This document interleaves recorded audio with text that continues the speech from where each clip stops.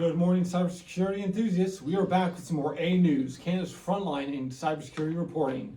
We are doing a special breach episode. We'll be recounting all the breaches that happened in just first 3 months of 2026, including Crunchbase, Hinge, and SoundCloud.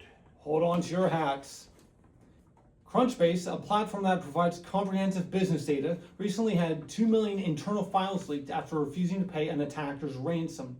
They have publicly confirmed this breach and are actively working to further secure their platform. Hopefully we don't have to go back to the yellow pages.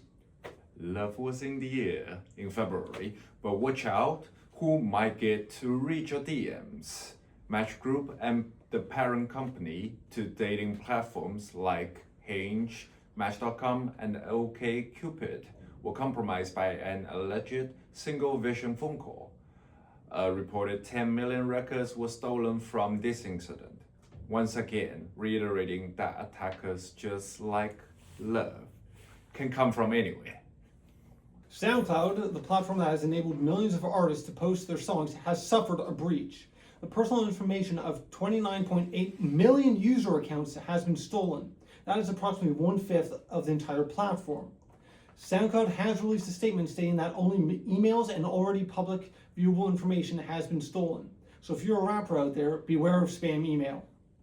In more positive news, Microsoft, Google, and OpenAI announced that they will be joining forces for a global initiative to stop AI-powered cyber attacks, focusing on developing models with a more defensive approach. This is a great move, and if successful, could spark more collaborations in the future. And now look at this cat while I list a few honorable mentions. Covenant Health, ransom. Sedgwick Government Solutions, ransom. Keolan Group, ransom. Marquee Health's ransom. And in our last mention from last year, right at the buzzer, Notepad++, who suffered a supply chain attack. When their service provider was breached, so were they. That's why it's always important to vet who you work with. Wink. Now Sunil with the stats. Thank you guys. It's a new year, so that means new stats.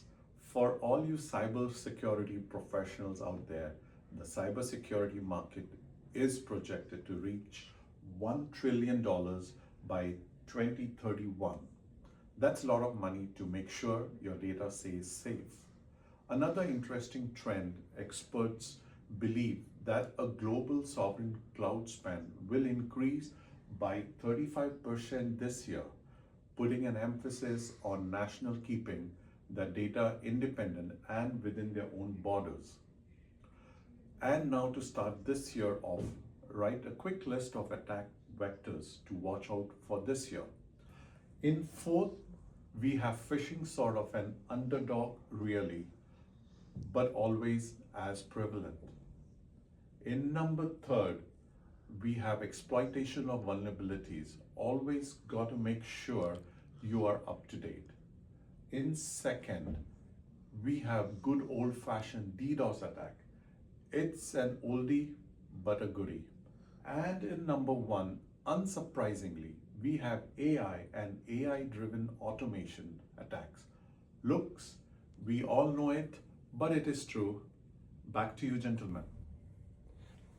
Thank you for the tips, Sunil. I know where I be investing. Now Loic with a breakdown on a new kind of attack. Fake captcha prompts and how to spot them. Thanks, guys. Yes, today we wanted to have a public service announcement, a PSA about fake CAPTCHAs. So for those who don't remember, CAPTCHA is that little puzzle, that little question you get from a robot asking you if you're human. So typically it's a little image or you need to decipher some text that's impossible to read. But these ones are fake ones. So the way they usually look like is this. As you can see, it's prompting the user to paste a command into some kind of prompt PowerShell. This one is asking you to just press the letter I, which magically prompts a PowerShell. Some of them will do like the Windows R key to run, but in the end, they're all the same. They're asking you to run a random script from the internet on your device. As you can imagine, that's not good. That's typically malware. It will modify the PC, download some files. And the reason we wanted to bring it up is people actually do it. They do follow the instructions, they do run the script. So it's important to remind your users, your family, your friends that You should not be following random instructions on the internet, especially if they involve copying some things from the internet to your device, whether a download, running a script, or anything along those lines. So that's it for today. Thanks everyone, and see you next time.